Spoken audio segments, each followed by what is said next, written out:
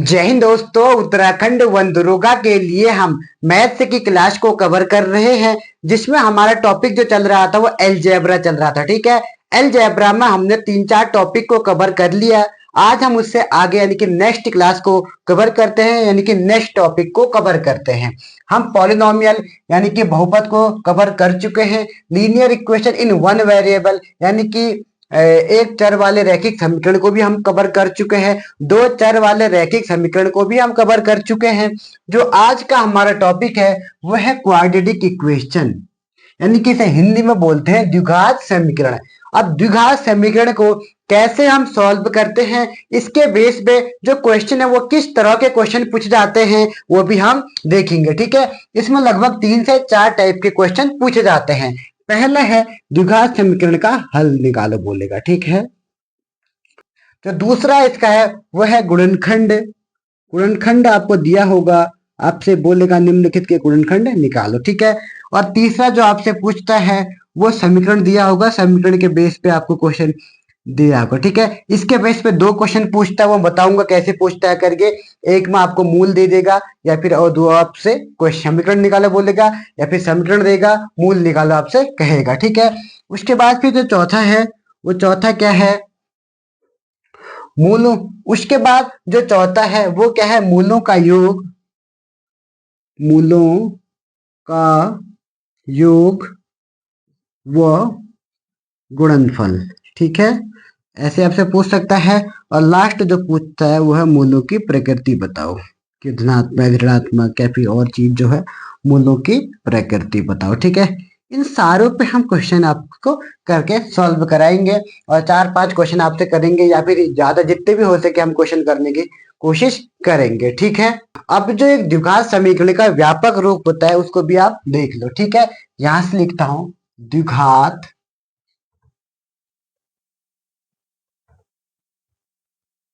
समीकरण का व्यापक रूप। क्या होता है द्विघात समीकरण का व्यापक रूप?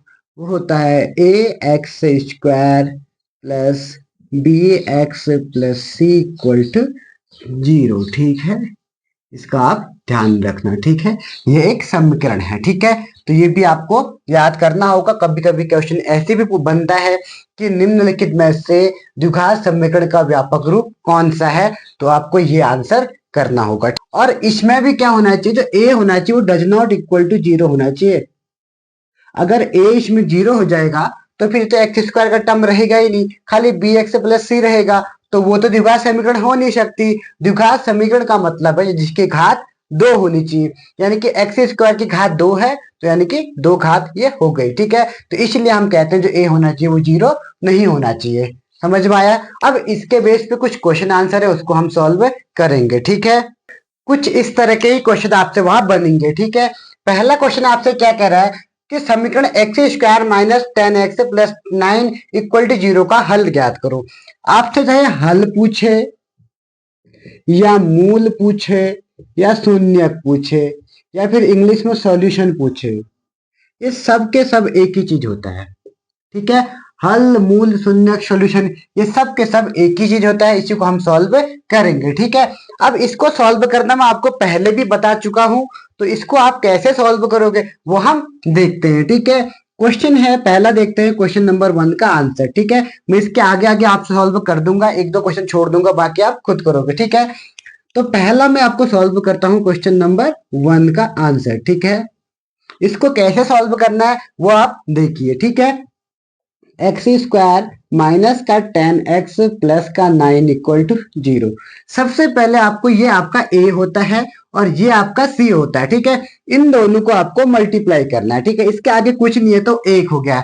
यहाँ पे कितना है 9, 9 1 जा 9। अब 9 के ऐसे गुणनखंड करने हैं जो जोड़ या घटा के 10 आना चाहिए। ठीक है, यानी कि अगर मैं 9 1 जा 1 करूं, 9 इंटू 1 करो तो 9 इंटू 1 करेंगे तो 10 आएगा, और इन दोनों को मल्टीप्लाई करूंगा तो 9 आएगा। तो इसका मतलब मेरा जो पॉइंट बनेंगे, जो मूल बनेंगे वो बनेंगे 9 इंटू 1। ठीक है, अब आंसर हमारा माइनस का 10 आना चाहिए, तो मैं इसको भी माइनस कर देता हूँ, इसको भी -1 कर देता हूँ, ठीक है। तो -9 और -1 तो क्या हो जाएगा, -10। समझ में आया होगा। उसके बाद फिर एक्स स्क्वायर -9, इसके पीछे एक्स लगाओ, एक्स इसके आगे भी -1x, खाली एक्स लिख सकते हो, ठीक है। और प्लस का 9 इक्वल टू 0, ठीक है। अब इन दोनों को आपको एक साथ लेना है, इन दोनों को और इन दोनों को एक साथ लेना है। अब इसमें से कॉमन ले लो, इसमें x कॉमन आ रहा है। कॉमन का मतलब होता है इन दोनों टर्म में कोई एक चीज दो बार है या नहीं है करके वो दिखा रहा है। यहाँ पर भी x है और यहाँ पर भी x है, तो इसको हम कॉमन ले लूंगा, तो ये x माइनस का 9 बचेगा, ठीक है। अब यहाँ प्लस है, हमें यहाँ पे माइनस, तो इसको मैं माइनस का 1 कॉमन ले लेता हूँ, क्योंकि हमें जो यहाँ पे x-9 है, यहाँ पर भी x-9 ही बनाना होता है, ठीक है, तभी हमारा इक्वेशन सही होगा।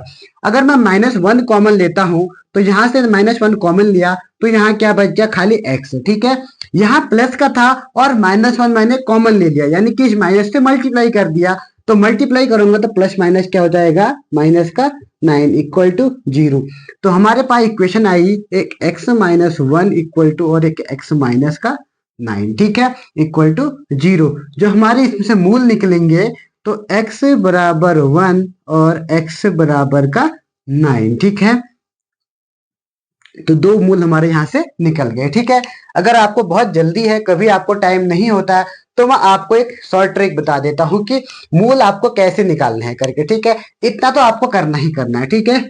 बाकी आप सॉल्व नहीं भी करोगे तब भी चल जाएगा। आपको क्या करना है, जो यहाँ पे देखना है, जो मूल आए यहाँ माइनस में आए दोनों के दोनों, माइनस का 10x निकालना था, यहां तक मैंने आपको बताया था, ठीक है। इसी का अपोजिट कर दो, यानी कि -9 का +9 और 1 का +1, यही आपके मूल होंगे। आंसर यहाँ चेक कर लो, 1 और 9। आप कहीं पर भी लगा सकते हो, ये शॉर्ट ट्रिक शायद ही आपको कोई बताएगा, ठीक है। तो इसको आप जरूर ध्यान रखना। पहला क्वेश्चन हमारा सॉल्व हो चुका है, ठीक है। ऐसे या दूसरा आपके लिए होमवर्क है, सारे के सारे बच्चे कमेंट में आंसर देंगे, ठीक है। जो जिसका आंसर नहीं आएगा, मुझे लगेगा शायद वो नहीं पढ़ रहा है, तो यानी कि अधिकतर बच्चे इसका आंसर करना जरूर, ठीक है। अब तीसरा क्वेश्चन मैं कर दे, क्योंकि इसके आगे दो लोग हैं तो आप लोग बहुत से लोग कंफ्यूज हो जाएंगे, तो तीसरा और चौथा मैं कर देता हूं, बाकी दूसरा आप खुद घर से करोगे, ठीक है। तो इसको मिटाना ही पड़ेगा, आप लोग उतार भी लिया होगा, देखना है तो आप कर सकते हो, ठीक है।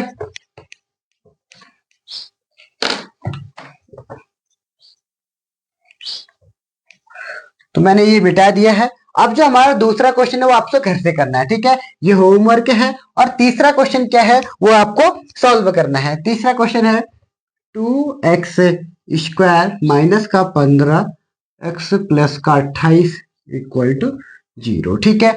यहां तक आपके समझ में आया होगा, ठीक है। अब इसको करना क्या है, इसमें आपको क्या करना है, इन दोनों को फिर मल्टीप्लाई करना है। 28 28 गुणा 2 यानी कि 28 दूनी 56, तो ये कितना होता है, 56 हो गया, ठीक है। अब 56 है। अब मैंने कहा कि मैं इसको ट्रिक से सॉल्व करता हूँ, ठीक है। तो ट्रिक से सॉल्व करूंगा तो इन दोनों को मल्टीप्लाई करके 8 आया और ये 7 आया, ठीक है। तो ये माइनस का 8 आएगा और ये माइनस का 7। इसके हिसाब से मेरा आंसर क्या आना चाहिए, माइनस का क्या आना चाहिए, 8 और 7 आना चाहिए। लेकिन यहाँ पर ये ट्रिक नहीं लगेगी। अब क्यों नहीं लगेगी, क्योंकि इसके आगे 2 आ गया है। जब तक ये इस फॉर्म में नहीं होगा आपको नहीं लगना, यहाँ पर केवल 1 आना चाहिए, तभी ये ट्रिक हमारी काम करेगी, ठीक है। यहाँ पर ये ट्रिक काम नहीं करेगी, तो इसे हम इसलिए हमें इसे पूरा सॉल्व करना होगा। तो सॉल्व करने के लिए 2x² माइनस का 8x माइनस का 7x प्लस का 28 इक्वल टू 0, ठीक है। ये आंसर कतई नहीं आएगा इसका, ठीक है। उसके बाद फिर कॉमन ले लो, तो 2x मैंने यहाँ से कॉमन ले लिया, तो यहाँ बचा x, यहाँ बचा माइनस का 4, ठीक है। फिर यहाँ से मैंने माइनस का 7 कॉमन ले लिया, तो x माइनस का 4। तो हमारे पास एक 2x माइनस का 7 आया और एक आया x माइनस का 4। तो यहाँ से हमारा पॉइंट आया 2x बराबर 7, तो x बराबर 7/2, और यहाँ से x माइनस 4 इक्वल टू 0, तो x बराबर 4। तो इसका जो हमारा आंसर आया तीसरे का, जो इसके मूल आए वो आए x बराबर 4 और 7/2। ये हमारा इसका आंसर। पहले का आंसर मैंने आपको सॉल्व करके बताया, 9 और 1 आ रहे थे, ठीक है। तो वो भी मैंने सॉल्व कर दिया और ये भी मैंने सॉल्व किया। ये आपके लिए होमवर्क है, इसको आप सॉल्व कर सकते हो, ठीक है। इसी तरीके से घुमा फिरा के क्वेश्चन आपसे ऐसे पूछेगा, यदि 2x² माइनस 9x माइनस 18। अब यहाँ पर ये चिन्ह आ गया, ठीक है, इसका भी मैं आपको बताता हूँ, उससे पहले इसको मिटा लेता हूँ एक बार, ठीक है। आप लोग जरूर इसको ध्यान से देखिए, क्योंकि ऐसे ही क्वेश्चन बनते हैं। ये सब रेलवे ग्रुप डी में आर के प्रश्न हैं, तो वही से मैंने क्वेश्चन लिए हैं। तो आप इन क्वेश्चनों को जरूर सॉल्व करें, ठीक है। ऐसे ही आपके लिए फायदेमंद ये क्लास रहेगी। आप जितना ज्यादा सपोर्ट करोगे उतना अच्छा कंटेंट बनाने की मैं कोशिश करूंगा, ठीक है। तो अब हमारा जो है ये चौथा क्वेश्चन, यदि 2x², इसको लिख लेता हूं, 2x² माइनस का 9x माइनस का 18 इक्वल टू 0 है, ठीक है। अब यहाँ पर हमारा इक्वल का चिन्ह नहीं है, अब हमारे पास यहाँ पर एक ग्रेटर देन चिन्ह लग गया, ठीक है।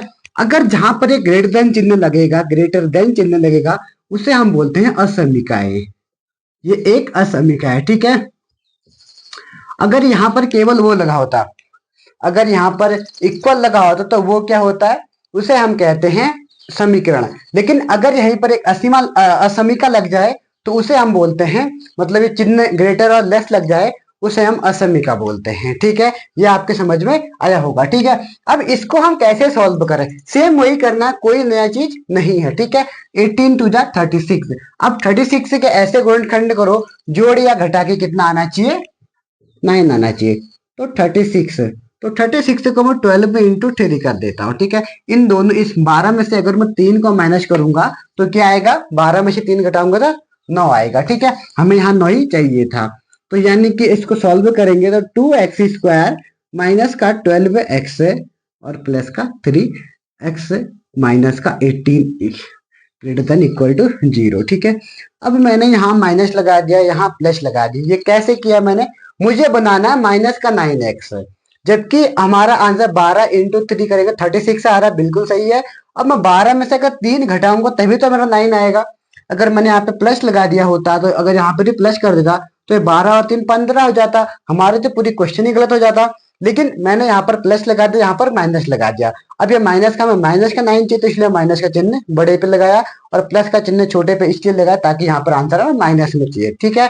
तो ये आपके समझ में आया होगा। फिर वही चीज, इन दोनों को एक साथ, इन दोनों को एक साथ लो। तो यहाँ पे हमने 2x को हम कॉमन ले लेंगे, ये स्क्वायर है, तो 2x हमने कॉमन ले लिया। तो यहाँ क्या बचा हमारा, x माइनस का क्या बचेगा, ये 2x, तो ठीक है, तो 6 से बचेगा यहाँ पर, ठीक है। और यहाँ पर भी हम प्लस का 3 कॉमन लेते हैं, x माइनस का 6 यहाँ भी बचेगा, ठीक है। तो हमारे पास 2x प्लस 3 इक्वल टू 0 और x माइनस 6 इक्वल टू 0। तो 2x बराबर माइनस का 3 और 2x बराबर माइनस का, x बराबर माइनस का 3/2 और x minus 6 equal to 0, x बराबर 6। ये बराबर नहीं आएगा क्योंकि यहाँ पे बराबर का चिन्ह नहीं था, तो सब हम इसकी जगह ऐसे लगा देते हैं बस, यह समीका, ठीक है। तो अब ऑप्शन में देखना है आपके पास कौन से है, ठीक है। तो यानी कि ये तो चिन्ह हो नहीं सकता, ये लेस देन का है, और यहाँ पर तो -3/2 यहाँ आ नहीं रहा, यहाँ पर भी ऐसा कुछ 3/2 आ नहीं रहा, माइनस का 3/2 और 6 इसी में आ रहा, तो आंसर बी हमारा सही हो जाएगा, ठीक है। इसी तरह से आपको क्वेश्चन सॉल्व करने, ठीक है। ये हल को मैं करा चुका हूँ, हल वाले सारे प्रश्न में करा चुका हूँ, ठीक है। अब गुणनखंड वाले क्वेश्चन है, इनको भी मैं भी सॉल्व आपको करवाता हूँ, ठीक है। अब हम ये गुणनखंड वाले क्वेश्चन को सॉल्व करते हैं, ठीक है। हल वाले क्वेश्चन हम कर चुके हैं। अब ये गुणनखंड कैसे निकालते हैं, इसके इस टॉपिक पर कैसे क्वेश्चन पूछता है आपसे, उसको हम सॉल्व करके देखते हैं, ठीक है। तो पहला क्वेश्चन है x² माइनस का 13x माइनस का 48 इक्वल टू 0, इक्वल टू 0 है, ये भी इक्वल टू 0 है, ठीक है। अब सेम वही करना है जो अभी तक हम कर रहे थे, इसमें कुछ भी नया नहीं है, आपको एक चीज सीखना ही होगा, इन दोनों को आपको मल्टीप्लाई करना है, ठीक है। यानी कि ये 48, अब 48 के ऐसे गुणनखंड करो जो जोड़ या घटा के कितना आना चाहिए, 13 आना चाहिए, ठीक है। ये दिमाग तो आपको खुद लगाना ही पड़ेगा दोस्तों, क्योंकि बिना दिमाग के तो कुछ भी नहीं हो सकता। तो ये 16 और ये 3, अगर मैं 16 इंटू 3 करूँ तो 48 आता है, ठीक है। 16 3 48, अगर 16 में से मैं 3 माइनस करूंगा तो 13 आएगा। तो इसको हम सॉल्व करेंगे तो ये हो जाएगा x² माइनस का 16x माइनस प्लस का 3x माइनस का 48, ठीक है। मुझे माइनस का 13x बनाना है, इसलिए मैं यहाँ पर क्या कर रहा हूँ, प्लस का 3 कर रहा हूँ, ठीक है। और यहाँ पर माइनस का 16 कर रहा हूँ। इसको आगे सॉल्व करूंगा तो ये x यहाँ से कॉमन आ जाएगा, तो यहाँ बचेगा x माइनस का 16, यहाँ से मैं प्लस का 3 अगर कॉमन लूं तो यहाँ x माइनस 16 बचेगा। ठीक है, फिर ये दोनों सेम आ गए हैं तो यहाँ से हमारा एक निकलेगा x माइनस 16 और एक निकलेगा x प्लस 3। बस इतना ही छोड़ देना है इसको, आगे कोई जीरो ना कुछ नहीं। ठीक है, तो यहाँ पर अगर जीरो नहीं भी देगा तो भी चलेगा। ठीक है, ये इतना ही आपको करना है, ये आपका आंसर है। ये आपके समझ में आया होगा। इसी तरह से इसको भी मैं यहाँ पे कर देता हूँ। ठीक है, दूसरा क्या है, एक्स स्क्वायर प्लस का 11 एक्स वाई प्लस का 24 वाई स्क्वायर। ठीक है, अब इन दोनों को मल्टीप्लाई करना है। इन दोनों को मल्टीप्लाई करूंगा तो 24 एक्स स्क्वायर वाई स्क्वायर होगा। ठीक है, तो अब मुझे ऐसे गुणनखंड करने हैं जो घटा के या जोड़ के 11 एक्स वाई आ जाए। ठीक है, तो मैं एक काम करता हूँ, 8xy और 3xy इन दोनों को मल्टीप्लाई करता हूँ तो 8 3 जा 24, 8 3 24 और x से x में x स्क्वायर होगा, y में से y में जाएगा तो y स्क्वायर होगा। ठीक है, तो इसको आगे सॉल्व करूंगा तो x स्क्वायर प्लस का, अभी हमें प्लस का 11 चाहिए, दोनों को ऐड कर देते हैं तो 8xy प्लस का 3xy प्लस का 24y स्क्वायर। ठीक है, तो यहाँ से x कॉमन है तो ये x प्लस 8y प्लस का यहाँ से 3y कॉमन है तो यहाँ बचेगा हमारे पास x प्लस 8y। जो हमारे पास जो समीकरण बनेगी वो बनेगी, एक x प्लस 3y बनी और एक बनी x प्लस 8y। ठीक है, तो ये क्वेश्चन भी हमारा सॉल्व हो चुका है, दोनों के आंसर आ चुके हैं। एक का x plus 3y x plus 8y आया, जबकि इससे पहले वाले क्वेश्चन का आंसर x माइनस 16 और x प्लस 3 आया। ठीक है, ये गुणनखंड वाले क्वेश्चन भी हम सॉल्व कर चुके हैं। ठीक है, अब ये समीकरण वाले क्वेश्चन आते हैं, फिर मूलों के योग व गुणनफल सबसे ज्यादा इंपॉर्टेंट यही है। ठीक है, और समीकरण से भी पूछेगा आपसे, फिर मूलों की प्रकृति क्या होती है, इनसे भी आपसे क्वेश्चन पूछता है। ठीक है, तो ये भी हम सॉल्व करेंगे।